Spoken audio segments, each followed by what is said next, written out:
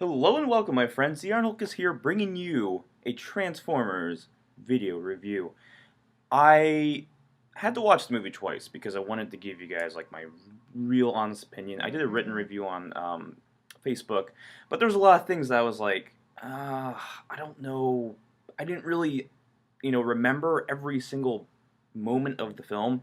So I rewatched it last night, and I have a much clearer mind of everything. I have a little list of my pros and cons, what I liked, and I'm going to review this as a fan of Transformers. And I feel that's completely fair because these films are probably the most unfair films based on Transformers ever made, ever. And the 1986 film did kill off all the main characters, so that's saying a lot. So I'm going to start off with the positives. I'm just going to jump into this. Dinobots. And of course, there's spoilers. Obviously, the movie's been out for a while. I know it's not out in some countries, and I'm sorry about that. Not my problem. Okay, anyways. Dinobots, I thought they were awesome. Screen time, not that great. But I feel like the way they were introduced, while it was kind of like they just appeared out of nowhere, I thought that just them showing up at this abrupt time was kind of cool, and I did not expect it. I was like, what? What? Whoa, okay. And then the way they transformed, and Optimus, like, sort of mounting Grimlock, or not mounting him, but, like, fighting him and getting him to be his biatch was pretty awesome. And then they have this, like, wide shot of all the Dinobots transforming. Very awesome. Good job. CGI was fantastic in that. Mark Wahlberg, I thought he was good. I didn't. There's nothing wrong with his performance. People have been very like, have they not seen the previous three films? This film is a major improvement. It's not a good movie, but then again, neither of these films are. They're fun popcorn entertainment, and that's how they should be treated as. If you're gonna go and watch this movie and you know treat it like it's a or review it like it's a Scorsese film, or okay, we'll go simpler, like a Jack Ryan film, like a Born Identity movie. You're not gonna get that. It's not what these movies are. So moving on, Mark Wahlberg, yeah, he was good. I thought his performance was fine. He was funny. He was Mark Wahlberg. You can't beat that. And I felt that like he was a kind of a breath of fresh air for the franchise. He was the action hero. He got to shoot bad guys without, being like, oh, I have to be a hero, but I can't because I'm a teenager. He was like, no, I can do this. I think this is cool. So I thought he was great in this movie. Autobot screen time. Yes, there is a significant more amount of screen time in this film for the Transformers, mostly the Autobots. I'll get onto the villains later, but big focus on the Autobots. Reminded me of the first movie a lot, but this time even more. They have a lot of scenes to themselves. They have a lot of scenes, like being the center of the conversation with humans. And even when they're fighting, it's not just like a bunch of robot noises and like Hound doesn't shut the hell up in the last 45 minutes. It's freaking awesome. And yeah, we have some great Autobots, which I'll get to. But going to the Decepticons or whatever bad guy robots. There's no Decepticons in this movie, unfortunately. Galvatron is the reincarnation of Megatron. He starts off as the man-made Transformer, and he slowly becomes more sentient, and like we find out that they're using Megatron's brain, and they're kind of like going through his shit, making him all Megatron-y. And there's a scene where Stanley Tucci, who was also great, was like freaking out. I was like, "This isn't Optimus Prime. He looks like Megatron." And I'm just like, I know what you're doing there. So he's pretty much Megatron. They hint it many times, and yeah, he becomes sentient. And the only thing I didn't really like about him was his transformation, and I'll talk more about that later because that was kind of connects with a lot more things. The other villain, who was more of the main bad guy, was Lockdown. And if you don't know who Lockdown is, he was a major character in the Transformers animated series Boom, right there. Um, and he and Ratchet were enemies, and they have a lot of history. Great arc in that series. They did hint at it in this. Of course, it's watered down Michael Bay storytelling. So, you know, Ratchet does die, and he is killed by lockdown, unfortunately. But I thought he was great. I thought his facial animation was sweet. He, when he spoke, he had like it was like very layered movements. So like when he would move his mouth, like it was just like everything was shifting and blah blah blah blah. It was very cool. Um, that goes for a lot of the characters. Going to the Autobots, Hound was fantastic. John Goodman voiced him. I thought he was one of the better characters in the film that were robots because he was funny and like, it just worked. It worked because it gave the Autobots more of a sort of like unified kind of, they don't get along, but they're a family type thing. And I thought he was fantastic. And his animation on his beard, and he always had like what you want to call it, like a giant bullet as a cigar, so he's always smoking it. He's like this just battle heavy guy, hey, And he was definitely based off of what's his name, Bulkhead, who also premiered and animated. There's a lot of connections to Transformers Animated, so that was awesome. I really like Transformers Animated, one of my favorite Transformers series. So yeah, Bulkhead, Hound, very similar characters. He even has his little helmet thing that he uses in the last battle as a weapon. Drift. Drift was a interesting character. He's a triple changer. Unfortunately, due to the editing process of this movie, where if you don't know this already, which I did not when I saw the movie the first time, I was confused. I was like, wait, he was a Bugatti and now he's a what? And I was like, oh, he's a triple changer. They never explained it. This is never explained. It's the first time, I believe. Is it the first? Yeah, it's the first time in Transformers movie history that we see a triple changer, and it's like, oh yeah, you can do that. But whatever. It was cool. The whole opening sequence when all the Autobots meet with each other, opening like 45 minutes into the movie, Optimus Prime changes from evasion mode to badass Night Prime, which he's here somewhere. Here he is. I modded him so he doesn't have this ugly backpack anymore. Boom. Legit action figure who can't hold sword. So when that scene happened, that was great. I got tingles. I was like, yes! Very awesome. Enjoyed that. Let's see what else we got here. Yeah, Drift. Drift's character.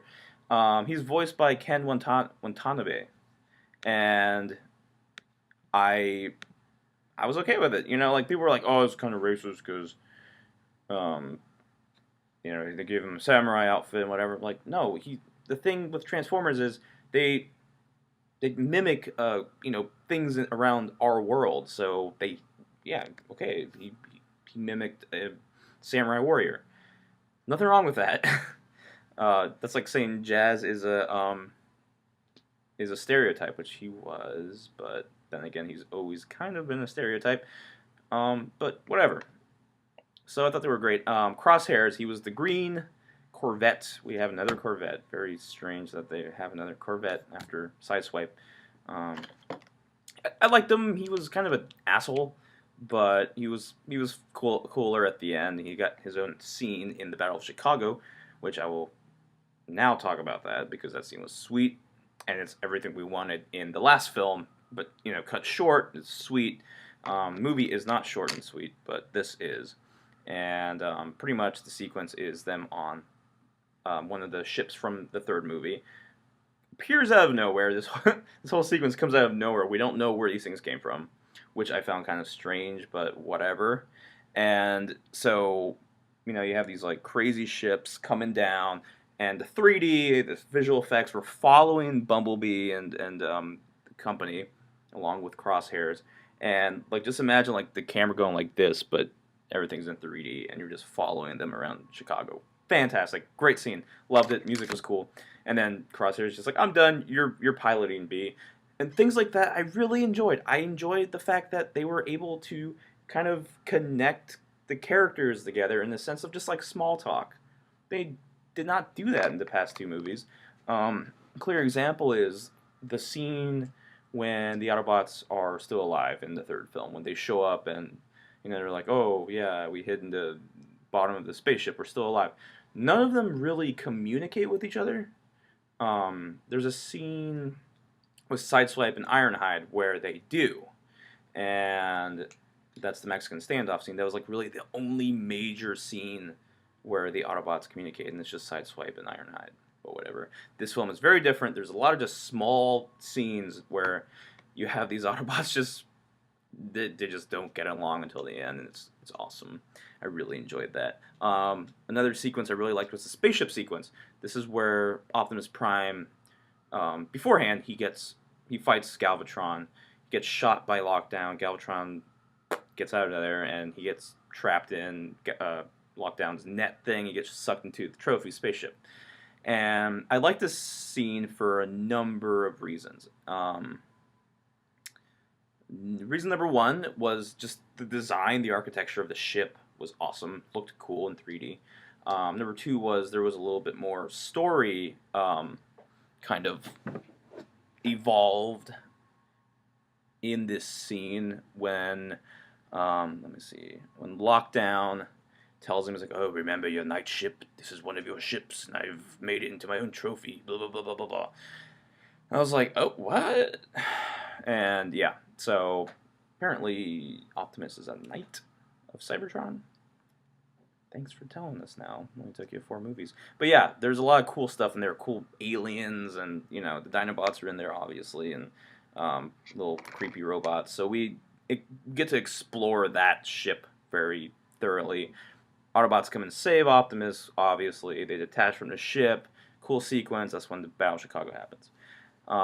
Yeah, so pluses. Very cool. And of course, Optimus and Bumblebee, they're given to be badass, so I'm not even going to go there. Okay, minuses.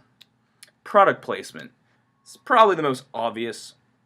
And I will sort of kind of back up the film for one reason only, that I feel that Michael Bay almost parodied himself with the product placement, because it was really that ridiculous. There's a scene where Stanley Tucci shows the Transformium, which is like the molecules that makes Transformers or whatever, and he's like, look, it could become anything, and it becomes the new beat pill thing, the Dr. Dre beat pill. He's like, the pill? And I was like, come on. And there's another scene, if I can remember correctly. It's when when Stinger is like one of the bad, shitty Viacons. He gets killed by Bumblebee and Strafe, who's the flying Dinobot. And we have this wide shot, which was sweet. Like, it was a cool sequence. And right in the middle, right in your face, is a Victoria's Secret box thing advertisement, in your face for a good 15 seconds. I was like, okay. So this stuff happens throughout the film, and they've all done it. All 4 films now have been very product placement heavy, and that's how they make their money. I mean, these movies make an insane amount of money. Anyways, don't know why they do that, but there you go. So, there we go. Ratchet's death was also kind of a disappointment. And I don't know. I mean, it was a good scene. It was a very well done scene. I don't know. I love Ratchet. So this is more of a personal Transformers fan feeling. Ratchet has been my favorite character since animated. I loved him in Transformers Prime. I loved him in these movies. Even though he didn't do anything, I just love the fact that Ratchet is still alive. And then the first thing you see of a Transformer in this movie is a dead Ratchet and begging for his life. It's really sad. And it was a well done scene. I think this is the most screen time Ratchet has gotten. He got his own scene, which was cool.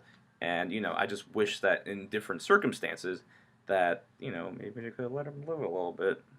We'll, keep Ratchet alive campaign. But yeah, so I wouldn't say it's a minus. It's just, to me, I wish that did not happen. And I wish Bumblebee was that character instead. Scandalous. Next minus. There's 2 minuses, actually. 2 very minor minuses, but I still want to talk about them because they are minuses nonetheless. Tessa and Shane. Tessa's the daughter of Mark Wahlberg, Kate Yeager, and Shane is her boyfriend. And quote from the movie, his name is Shane and he drives. That's it. Like, that's really what his character is. He doesn't do anything in the movie. He's pointless. Thank God that he doesn't take up too much of the movie. He does. I mean, he is in the whole movie, unfortunately. But he's not a Leo character like Revenge of the Fallen Leo, and he's not the parents like in Revenge of the Fallen. I can just compare everything to Revenge of the Fallen. He's not, what's his name? Even though I like this character, but Deep Wang, Ken Jeong's character in the third movie, totally took the plot of the film, made it a joke, but I still laughed. But no, he wasn't that character. We had T.J. Miller as that character. And I put him in the section. It wasn't a plus or minus. He was there. I laughed. Didn't change the movie for me. But Tessa and Shane, Tessa wasn't a bad character. She just was she was just the daughter. And once again, I think people were giving her too much crap. She wasn't a bad character. It's just she wasn't given anything to do, so I put her as a minus. I didn't feel like any of her lines were horrible. Same with Shane. Like, none of these actors were bad. The extras were. Like, the side characters, like, there's some really laughable characters. Like, small characters. But besides that, I mean, they weren't bad. I wish that they were given things to do, or at least given less screen time, and, I don't know, whatever. But it wasn't a Shia LaBeouf, Megan Fox ordeal at all. So, good. Alright, now time to get nerdy. Major minus for me were the Viacons. Viacons, for those who don't know what Viacons are the nameless Transformers that are bad guys and are going to get killed eventually in the film. They show up, explosions happen, actually, in the first film, there wasn't any Viacons. It was just a very small group of Transformers, which I liked. I thought it was cool that the scale of the battles were smaller. Let's see, I think I can name all the Decepticons that were in the movie. It was Blackout, he was the helicopter. Starscream, he was the jet. Of course, everybody knows Starscream. There was Brawl, he was the tank. And the other one was the police car. What the hell is his name? I forgot his name. He was cool. And then Megatron. There was 5. There's 5 of them. And then Frenzy, who was a little tiny guy. That's it. 6 bad guys who all get their own scene. And then the second one decided to be a giant, colossal film, bringing on these nameless Decepticon warriors that all look the same. And then they changed them in the third one. They gave them more looks and whatever, but it didn't matter because they didn't have any names, so they're Viacons. They're just nameless things to blow up. And whatever, like, they were okay in the third one, but in this film, what killed it for me was the way they transformed. And they all had the Transformium transformation. First time it happened, thought it was pretty cool. When Galvatron transformed, it was all these little, like, cubes, like, Actually, I liked every time he did it. I thought it was natural and cool. But then it became kind of gimmicky. And the Viacons would just do the little thing. And the issue with that is they have so many opportunities to kill the 2 Autobots that they're fighting. Like, they don't do anything. They just stand in their position. Like, these are the Viacons. And they're dead. Like, they just don't do anything. They blow shit up, and that's it. And then, I wish it was just, like, thought out a little bit better. I just wish they could transform. I don't know. That's just me. I know a lot of people were disappointed with the transforming Viacons just because they didn't. I don't know. And there was 2 actually. Shockwave clones with double heads. There was these double-headed Shockwaves, so it was actually 4 heads. Don't do that to me, Michael Bay. Don't bring back Shockwave as a clone Viacon that's gonna get killed by Hound. No.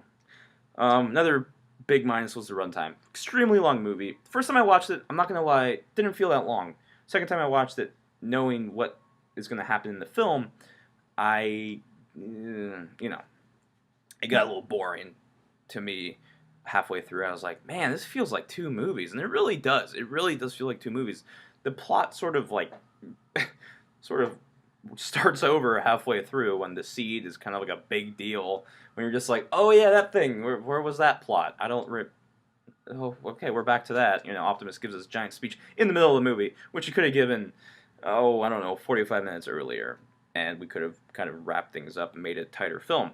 And I think that's another big downfall with the critics and a lot of audience members, is that it's too much going on, and there's a lot of just non-polished stuff. The effects are extremely polished. I can't say there's a scene that was bad for effects. No, everything was pretty decent.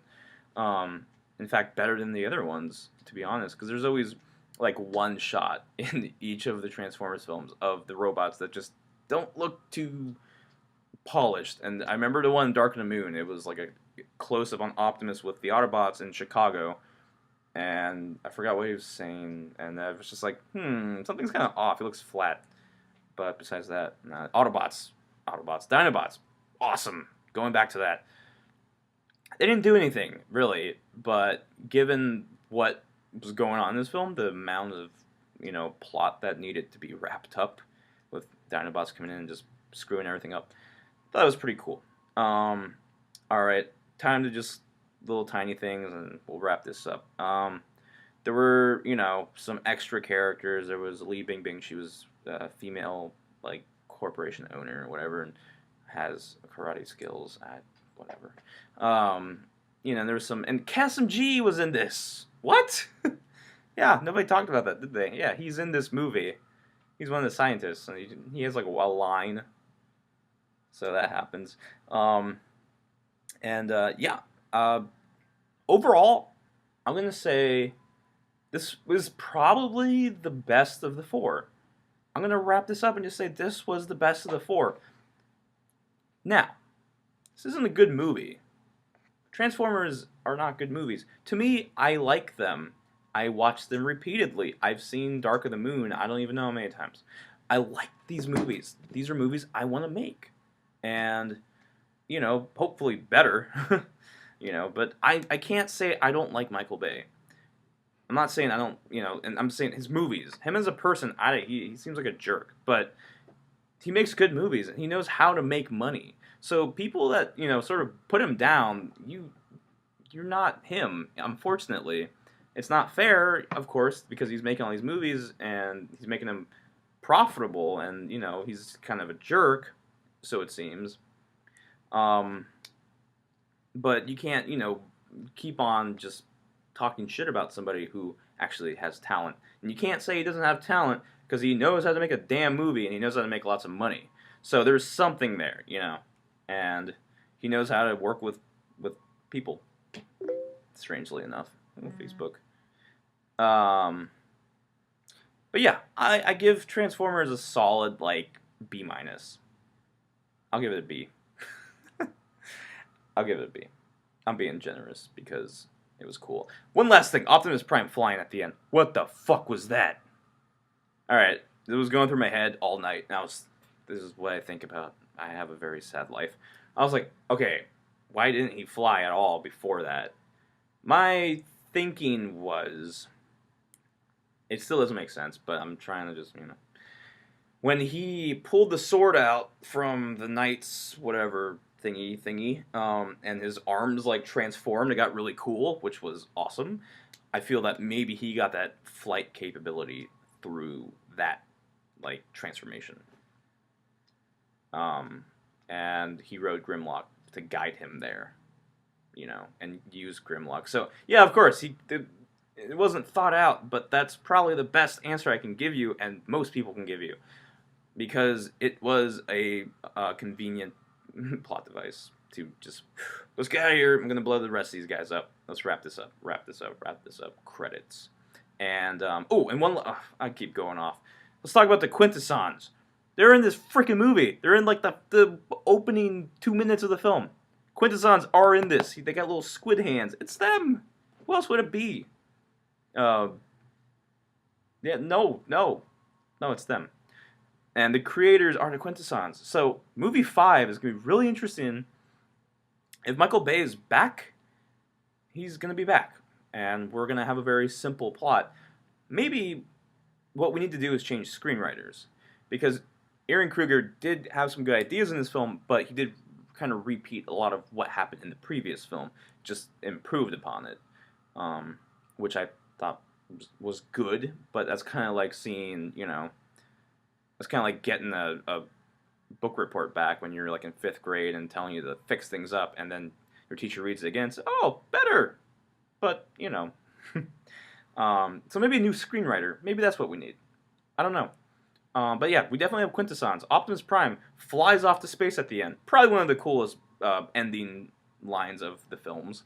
If I remember correctly, he's like, um, let's see what he's like. I'm sending this message to my creators. Leave Earth alone, for I'm coming for you. And I was like, oh shit! And he's like flying with, I can replicate it actually. He's flying with like his shield up in the sky like this, and like the shield's like burning. And thank you, Prop Optimus, for thank you, Optimus. And yeah, he's just flying off, going wherever the hell the quintessons are. And I feel like Unicron's coming, or someone big. I want to see Omega Supreme. I want to see all kinds of cool stuff, because this film didn't really have much. So, sorry, I just heard something weird. But yeah, so until next time, my friends, adios.